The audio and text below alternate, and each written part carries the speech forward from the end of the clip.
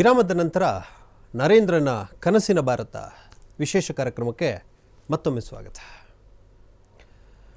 ನರೇಂದ್ರನಿಗೆ ಶಾಲೆಗೆ ಸೇರಿಸಿದ್ರಲ್ಲ, ಅಲ್ಲಿ ಬೇರೆ ಬೇರೆ ಮಕ್ಕಳೆಲ್ಲ ಬಂದಿದ್ದರು. ಅವರೆಲ್ಲರೂ ಕೂಡ ಇವನ ಜೊತೆಗೆ ಚೆನ್ನಾಗಿ ಮಾತನಾಡ್ತಾಯಿದ್ರು. ಈ ಹುಡುಗ ಅವ್ರು ಮಾತನಾಡೋದನ್ನು ನೋಡಿಕೊಂಡು ಒಂದು ಕೆಟ್ಟ ಪದ ಕಲ್ತ್ಕೊಂಡು ಬಂದುಬಿಟ್ಟಿದ್ದ. ಬಂದು ಏನು ಮಾಡ್ದ ಗೊತ್ತಾ, ನೇರವಾಗಿ ಅವರ ಅಮ್ಮನಿಗೆ ಪ್ರಯೋಗ ಮಾಡಿಬಿಟ್ಟ. ಅವ್ರ ಅಮ್ಮನಿಗೆ ಕೆಟ್ಟದಾಗಿ ಬೈದ. ಪಾಪ ಅವನಿಗೆ ಅದು ಕೆಟ್ಟ ಪದ ಅನ್ನೋದೇ ಗೊತ್ತಿಲ್ಲ. ಯಾರೋ ಸ್ನೇಹಿತರು ಮಾತಾಡಿದ್ದನ್ನು ನೋಡ್ಕೊಂಡು ಬಂದು ಅವರಮ್ಮಂಗೆ ಬೈದ. ಅದಾದ ನಂತರ ಅವರಪ್ಪ ಬರೋ ತನಕ ಅವರಮ್ಮ ವೆಯ್ಟ್ ಮಾಡಿದರು. ಅವ್ನಿಗೆ ಹೊಡಿಲಿಲ್ಲ, ಬಡಿಲಿಲ್ಲ, ಏನು ಮಾಡಲಿಲ್ಲ. ಅವರಪ್ಪ ಬಂದರು ಸಂಜೆ. ಬಂದ ತಕ್ಷಣ ಅವ್ರ ತಂದೆಗೆ ಹೇಳಿದರು, ನೋಡಿ ನಿಮ್ಮ ಮಗ ಇವತ್ತು ನನಗೆ ಕೆಟ್ಟದಾಗಿ ಬೈದ್ಬಿಟ್ಟ, ತುಂಬ ಬೇಜಾರಾಗ್ತಿದೆ ನನಗೆ ಅಂತ. ಅವ್ರ ತಂದೆ ಏನು ಮಾಡಿದರು ಗೊತ್ತಾ, ಅವನಿಗೂ ಹೊಡಿಲಿಲ್ಲ, ಬಡಿಲಿಲ್ಲ, ಏನು ಮಾಡಲಿಲ್ಲ. ಒಂದು ಸ್ಲೇಟನ್ನು ತಗೊಂಡ್ರು. ಆ ಸ್ಲೇಟ್ನಲ್ಲಿ ಬರೆದ್ರು, ನರೇನ್ ಇವತ್ತು ಅವರಮ್ಮಂಗೆ ಕೆಟ್ಟದಾಗಿ ಬೈದ ಅಂಥೇಳಿ. ಈ ಹುಡುಗ ನೋಡ್ತಿದ್ದಾನೆ ಕುತೂಹಲದಿಂದ, ಏನಾಗ್ತಿದೆ ಅಂಥೇಳಿ ಅವನಿಗೆ ಗೊತ್ತಾಗ್ತಿಲ್ಲ. ಅವರು ತಂದೆ ಆ ಸ್ಲೇಟನ್ನು ತಗೊಂಡು ಮುಂದ್ಗಡೆಯ ಗೇಟಿನ ಮುಂದೆ ನೇತಾಕಿದ್ರು. ಇವನು ಸೈಡಲ್ಲಿ ನಿಂತ್ಕೊಂಡು ನೋಡ್ತಾ ಇದ್ದಾನೆ. ರಸ್ತೆಯಲ್ಲಿ ಹೋಗೋರೆಲ್ಲ ಬಂದು ನೋಡಿದರು, ಅರೆ ನರೇಂದ್ರ ಅವರಮ್ಮಂಗೆ ಕೆಟ್ಟದಾಗಿ ಬೈದಂತೆ, ನರೇನ್ ಕೆಟ್ಟದಾಗಿ ಬೈದಂತೆ, ಅರೆ ಈ ಹುಡುಗ ಕೆಟ್ಟದಾಗಿ ಬೈದ್ಬಿಟ್ನ ಅಂಥೇಳಿ ಅವರವರೇ ಮಾತಾಡಿಕೊಂಡ್ರು. ಆಗ ನರೇಂದ್ರನಿಗೆ ಅನ್ನಿಸ್ತು, ಹೌದಲ್ವಾ, ಛೆ ನಾನು ತಪ್ಪು ಮಾಡಿಬಿಟ್ಟೆ. ನಾನು ಕಲ್ತ್ಕೊಂಬಂದಿರುವಂಥದ್ದು ಕೆಟ್ಟ ಪದ, ಅದನ್ನು ನನ್ನ ಅಮ್ಮನಿಗೆ ಪ್ರಯೋಗ ಮಾಡಿಬಿಟ್ನಲ್ಲ, ಎಂಥ ಕೆಟ್ಟ ಕೆಲಸ ಮಾಡಿಬಿಟ್ಟೆ ಅಂಥೇಳಿ ಅವ್ರ ಅಮ್ಮನ ಹತ್ರ ಓಡೋಗ್ತಾನೆ.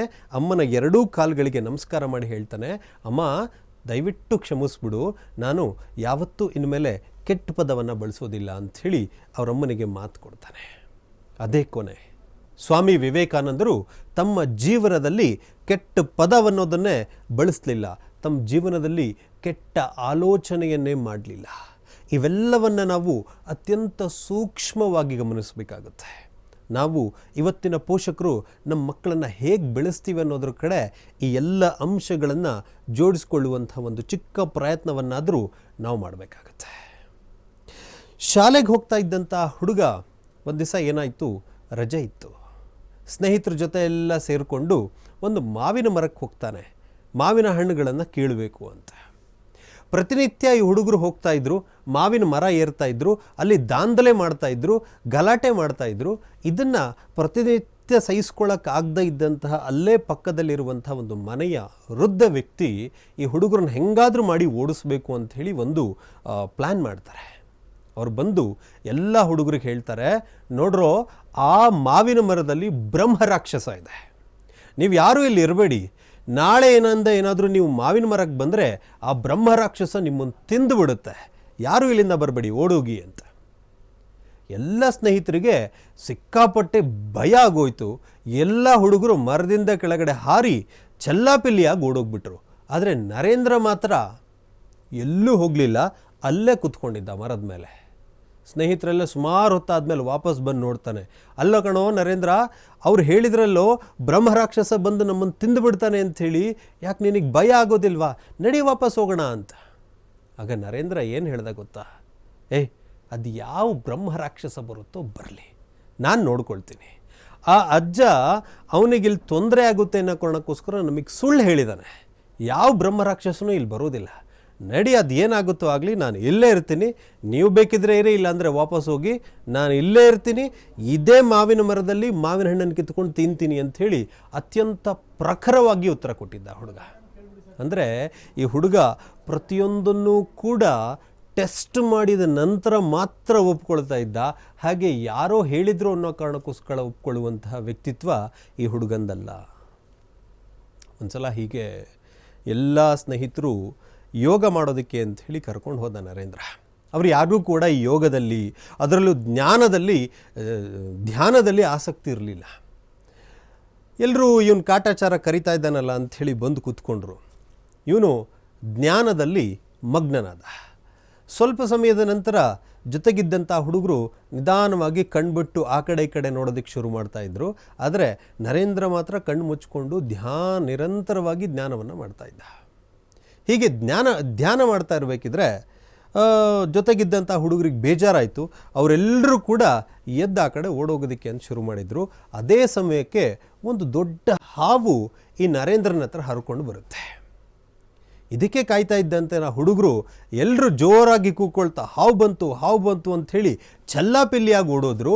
ಆದರೆ ಈ ನರೇಂದ್ರ ಮಾತ್ರ ಧ್ಯಾನ ಮಾಡ್ತಾ ಹಾಗೆ ಕೂತಿದ್ದ. ಸುಮಾರು ಸಮಯ ಆಯಿತು. ಅವ್ರ ತಂದೆ, ಸ್ನೇಹಿತರು ಎಲ್ಲರೂ ಬಂದು ನೋಡ್ತಾರೆ. ಪಕ್ಕದಲ್ಲಿ ಹಾವು ಹರ್ಕೊಂಡು ಹೋಗ್ತಾ ಇದೆ. ನರೇಂದ್ರ ಅಲ್ಲಿ ಧ್ಯಾನ ಮಾಡ್ತಾ ಇದ್ದಾನೆ. ಅವನಿಗಿದು ಯಾವುದರ ಪರಿವೇ ಇಲ್ಲದೆ ಧ್ಯಾನದಲ್ಲಿ ಮಗ್ನನಾಗ್ಬಿಟ್ಟಿದ್ದ. ಸ್ವಲ್ಪ ಸಮಯದ ನಂತರ ಹಾವು ಹರ್ಕೊಂಡು ಹಾಗೆ ಹೋಯಿತು. ನಂತರ ಇವನು ಧ್ಯಾನ ಮುಗಿದಾದ ನಂತರ ಈ ಹುಡುಗ ಎದ್ದು ಬಂದ. ಅಂದರೆ ಅಷ್ಟು ಇವನಿಗೆ ಏಕಾಗ್ರತೆ ಅನ್ನುವಂಥದ್ದು ಚಿಕ್ಕ ವಯಸ್ಸಿನಲ್ಲೇ ಇತ್ತು ಅಂಥೇಳಿ. ಹೀಗಿರಬೇಕಿದ್ರೆ ಒಂದು ದಿವಸ ಅವನ ಶಾಲೆಯಲ್ಲಿ ಪಾಠ ಕೇಳ್ತಾ ಇರಬೇಕಿದ್ರೆ ಇವನು ತರಲೆ ಮಾಡ್ತಾ ಇದ್ದ, ಮಾತಾಡ್ತಾ ಇದ್ದ, ಗಲಾಟೆ ಮಾಡ್ತಾ ಇದ್ದ. ಶಿಕ್ಷಕರು ಏನೋ ಪಾಠ ಮಾಡ್ತಾಯಿದ್ರು. ಅದನ್ನು ನೋಡಿದಂಥ ಶಿಕ್ಷಕರು ಇವನಿಗೆ ಸರಿಯಾಗಿ ಶಿಕ್ಷೆ ಕೊಡಬೇಕು ಅಂಥೇಳಿ ಎದ್ದು ನಿಂತ್ಕೊ ನರೇನ್ ಅಂತ ಕೇಳಿದರು. ಈ ಹುಡುಗ ಭಯದಿಂದ ಎದ್ದು ನಿಂತ್ಕೊಂಡ. ಏಯ್, ನಾನು ಇಷ್ಟೊತ್ತು ಏನು ಪಾಠ ಮಾಡಿದ್ನೋ ಹೇಳು ನೋಡೋಣ, ಅಲ್ಲಿ ತರಲೆ ಮಾಡಿಕೊಂಡು ಗಲಾಟೆ ಮಾಡ್ಕೊಂಡು ಕೂತಿದ್ಯಲ್ಲ ತರಗತಿಯಲ್ಲಿ ಅಂಥೇಳಿ ಜೋರಾಗೆ ಕೇಳಿದರು.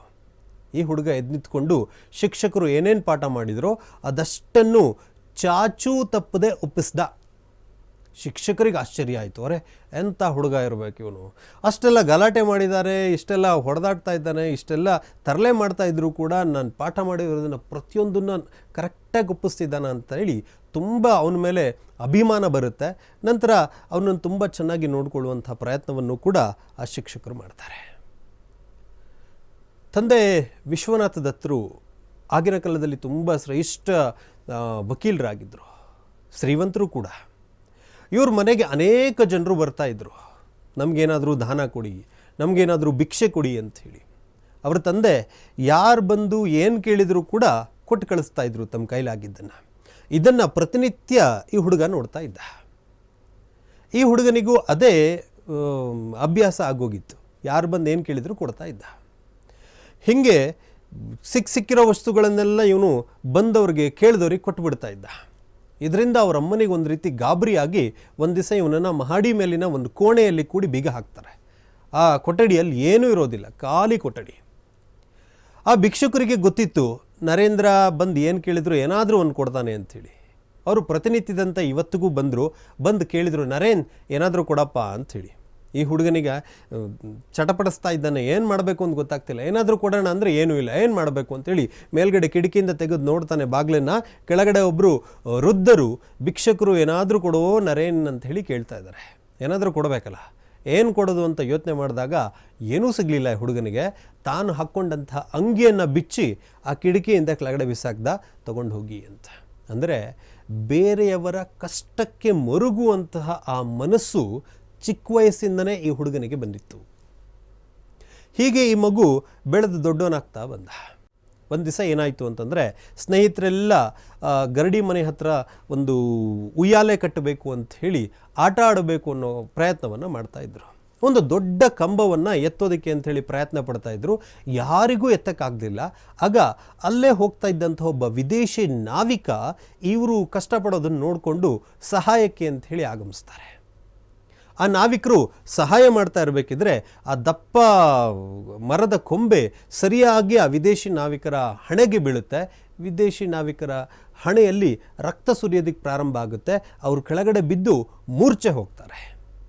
ಜೊತೆಗಿದ್ದಂಥ ಸ್ನೇಹಿತರು ಎಲ್ಲರೂ ಕಕ್ಕಾಬಿಕ್ಕಿಯಾಗಿ ಓಡೋಗ್ತಾರೆ. ಏನಾಗ್ತಿದೆ ಅಂತ ಅವ್ರಿಗೆ ಗೊತ್ತಾಗಲಿಲ್ಲ. ಆದರೆ ನರೇಂದ್ರ ಮಾತ್ರ ಎಲ್ಲೂ ಹೋಗಲಿಲ್ಲ, ಎದೆಗುನ್ನಲಿಲ್ಲ.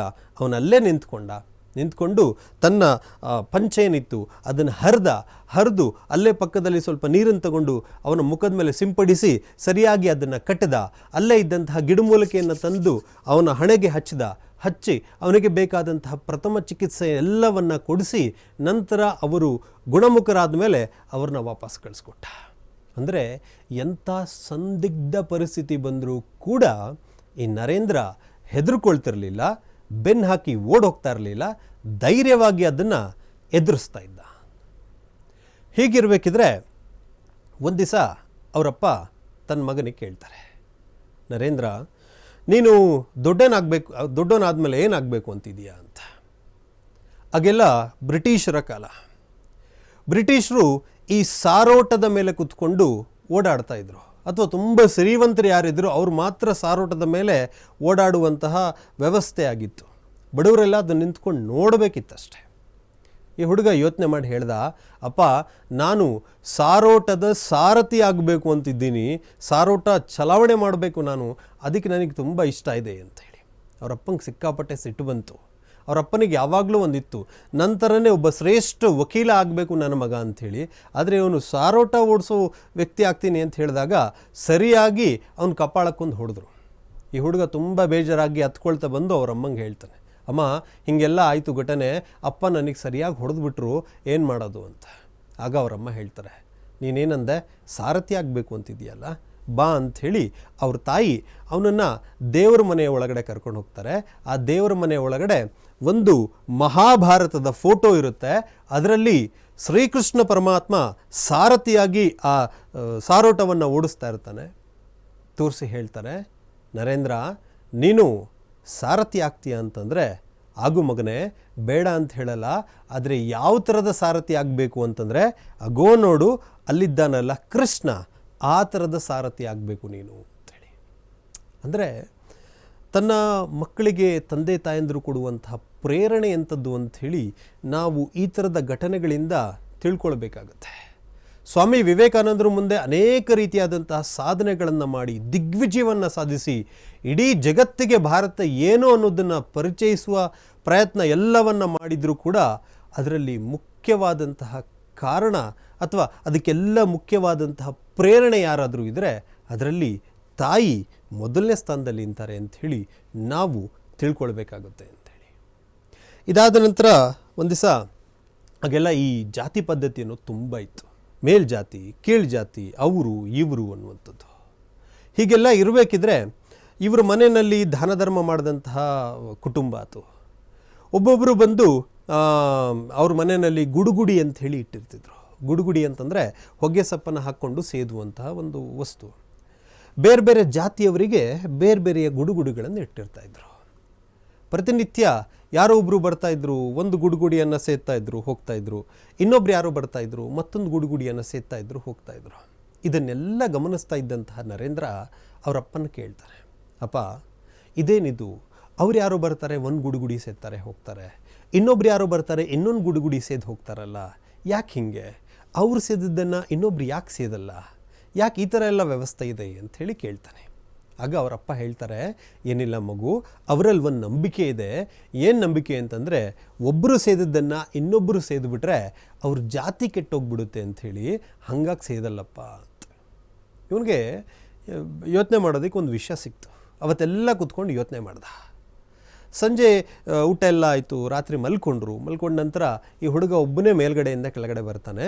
ಬಂದು ಅಲ್ಲಿಟ್ಟಿದ್ದಂತಹ 8 ಬೇರೆ ಬೇರೆ ಜಾತಿಯವರಿಗೋಸ್ಕರ ಇಟ್ಟಿದ್ದಂತಹ ಗುಡುಗುಡಿಗಳನ್ನು ತಗೊಳ್ತಾನೆ.